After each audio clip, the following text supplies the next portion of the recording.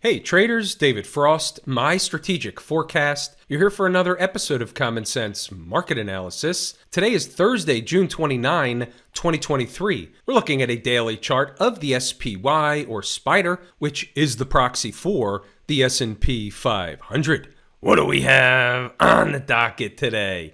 A lot of stuff in bits and pieces. We're leading into a 3/3.5 day holiday weekend. The market's open for half a day on Monday. 4th of July is on Tuesday. We're shutting it down from an inside the numbers and live room perspective on Monday. There's no reason to be here for half of a quiet day around a holiday. That's item number one. Item number two, and we talk about this quite frequently, the market has a tendency, not every time, but a lot of the time, to float up into a 3-day holiday weekend, and that's basically what we have on our hands. The reason it's open half a day Monday is because 4th of July is on Tuesday, and the market cannot be shut for 4 days in a row. That's an NYSE rule. In the spirit of liquidity. Once again, the big picture is the market made a top. We talked about it before it happened. Had to come back to run a test or at least get in the vicinity of home base. They did that. They came close to home base. They started bouncing away. It was an on-time situation. So nobody's surprised that they're continuing to bounce away from home base up into a 3-day holiday weekend. If you are surprised, then you were listening to something else and you bought the story. Just from a shorter term perspective, where are we in terms of price on the SPY?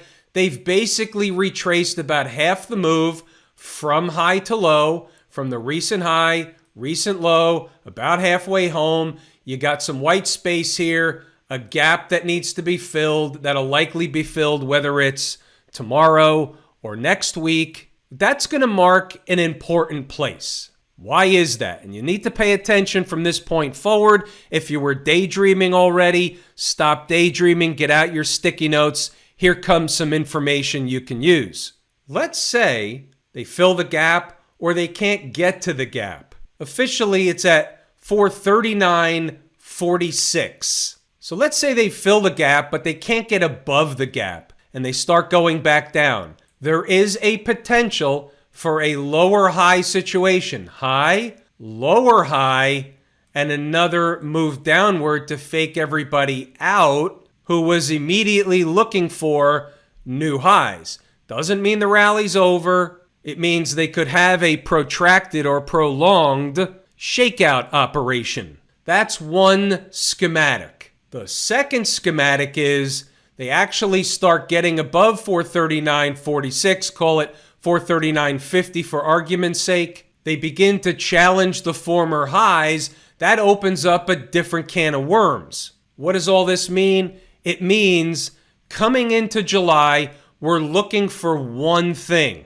And I'm not saying it's going to happen July 5th. I'm just saying we're looking for something to happen in the month of July, maybe leaking into August. They meaning the market, is going to have, in my opinion, sitting here today, this is what I believe. I believe there's 100 to 150 point move in the S&P coming in the month of July. The question is, up or down? And here's what we're going to use as a benchmark.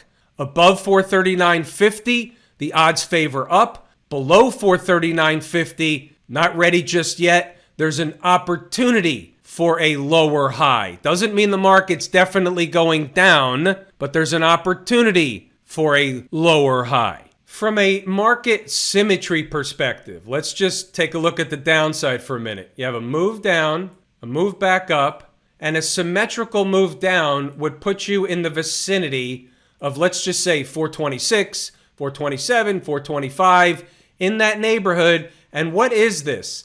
This is a breakout area, and below the recent low, this is the next breakout area in the sequence, and it really doesn't disturb, take a look at the weekly chart, really doesn't disturb the weekly uptrend if they did that. It's just pulling back a little bit down to this zone here. So if you draw the same place on this chart, it's only over here.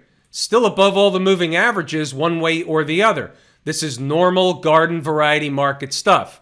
If they don't go down and they start closing above that gap, then we're going to start thinking about where was that phony shenanigans tail candle yesterday? It was above 453. Where's 453? It's up in this zone over here. That's where the shenanigans tail candle was. So we're looking at either here or here for July to reach on the downside or the upside. When they start to go, we'll have a better hint what's going on. Call this the preview. Zeroing in a little further in terms of the daily stuff. Tomorrow's Friday. Likely be a quiet day in the morning, and then it will get more quiet as the day goes on. As normal, we'll wrap things up after about 2 hours on Friday from an inside the number and live room perspective. Could they fill that gap tomorrow up at 439.46? Absolutely. Can they wait till next week? Can they miss it? Absolutely. We'll have a beat on it from an inside the number perspective first thing in the morning. We'll have the numbers posted. We'll have the schematic outlined, just like today, just like every other day. Speaking of which, let's take a look at what happened inside the numbers today. Did traders inside the numbers and the live room make money today?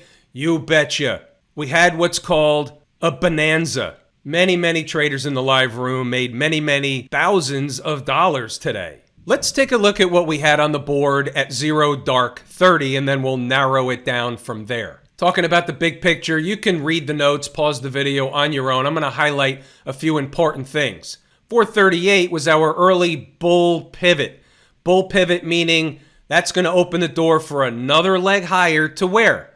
To the likes of 439.45. We just talked about that. 438 was overhead resistance. You'll see that again later, and that's what it proved to be. Also, by the way, was a target for long trades from this morning. Traders in the live room and inside the numbers can tell you all about that. We have 436.40, we have 435.90, and they'll narrow down from there. Let's scroll up, see what we have as the morning drifts on.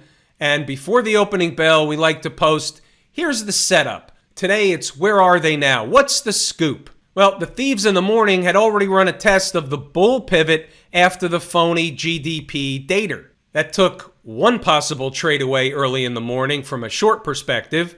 Then they pulled back. So here's what we're looking at present. 436 and likely a spike of it is the top end of an area for a bounce back in the other direction. There's a small zone down to 435.25, give or take. Much below, the door opens for other stuff. 438 is overhead resistance, is already shown this morning.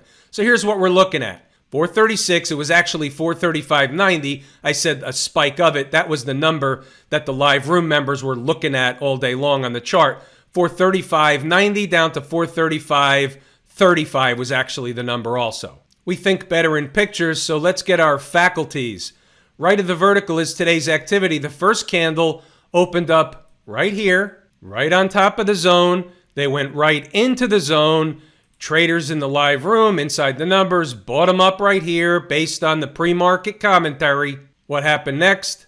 They got the trade. Trade number one had a nice day the first 5 or 10 minutes into the day.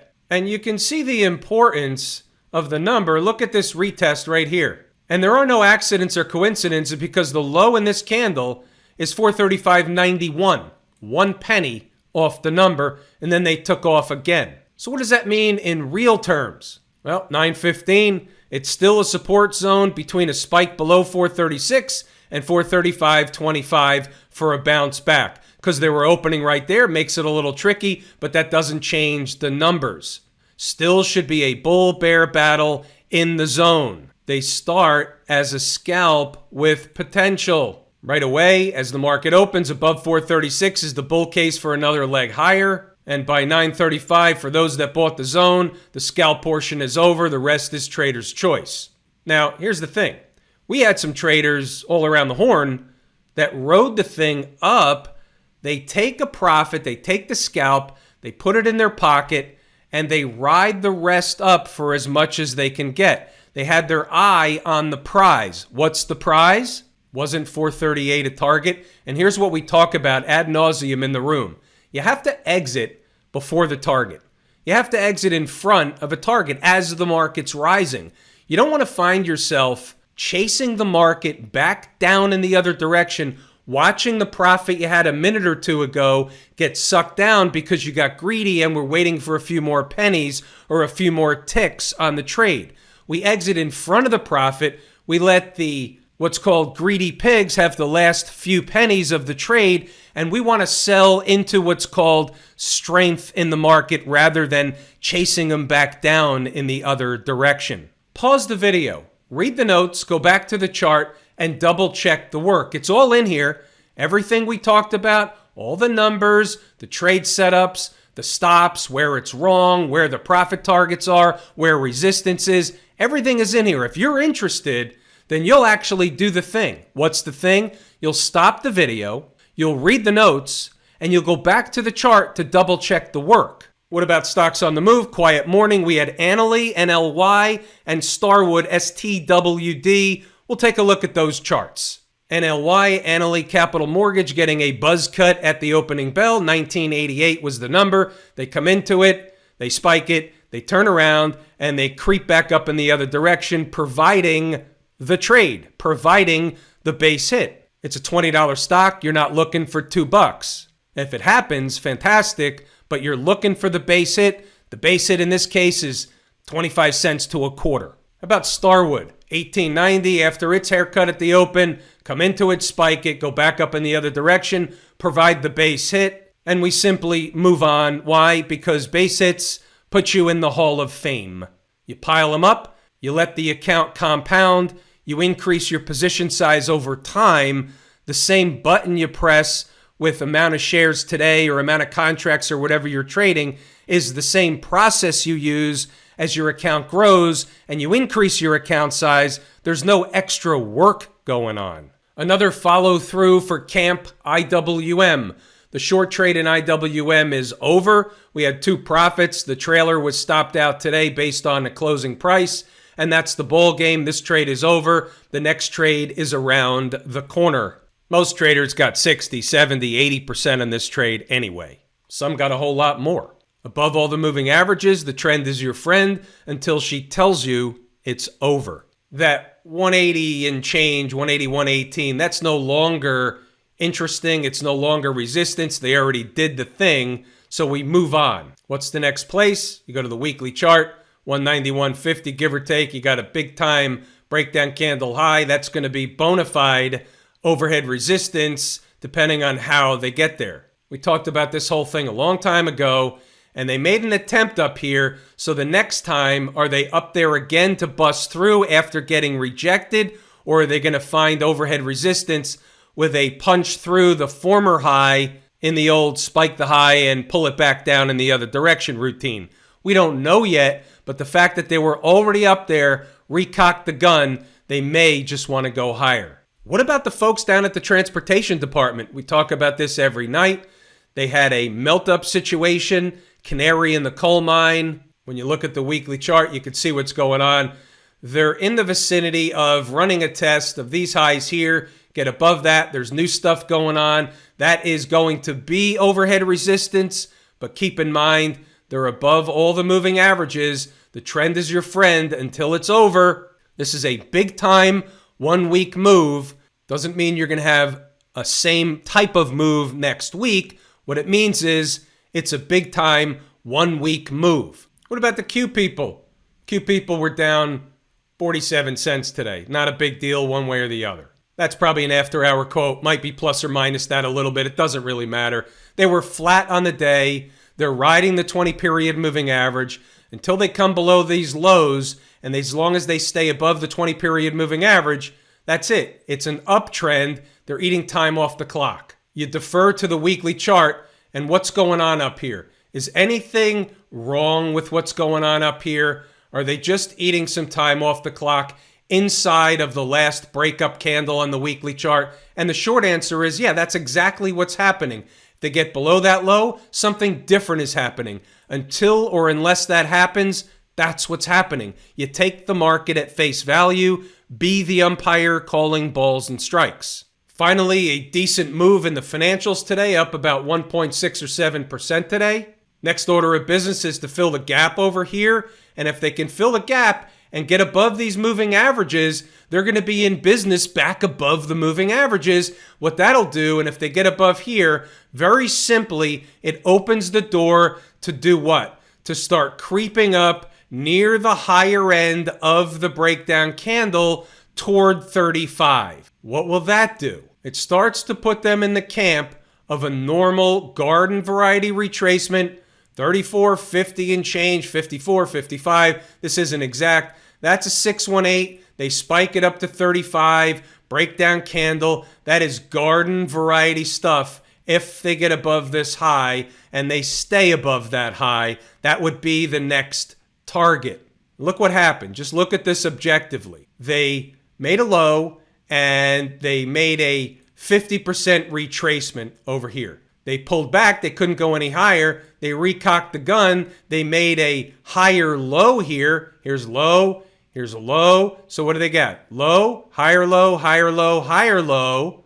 You see what's going on here? If they want to get above this high, the reason is because they want to get at least 2 and above the 618 retracement. That's the way this stuff works. Smash Mouth, down 21 cents today. Can't make a federal case out of that one way or the other. For now, as long as they stay above all the moving averages, namely the last one in the sequence, which is the 20-period moving average or home base, as long as they stay above, they're poised to continue, A, to challenge the former high above 155 and make new highs. Now, if the market's going to go up, leaning the S&P is going to go up 100 to 150 handles, somewhere in that neighborhood, the SMH is going up, the Qs are going up, the IWM's going up, everything's going up. That's the way the market works. It's all the same market. Conversely, if we're going to have the lower high situation and they're going to go down 100 handles, everything's going down. We have to wait for the market to give us the clues, give us the evidence. And by the way, if I told you how much I appreciate each and every one of you, without you, these videos are not possible. That is true and accurate information. We're pulling the ripcord here today. I'm David Frost, my strategic forecast. Thanks again for tuning in to another episode of Common Sense Market Analysis.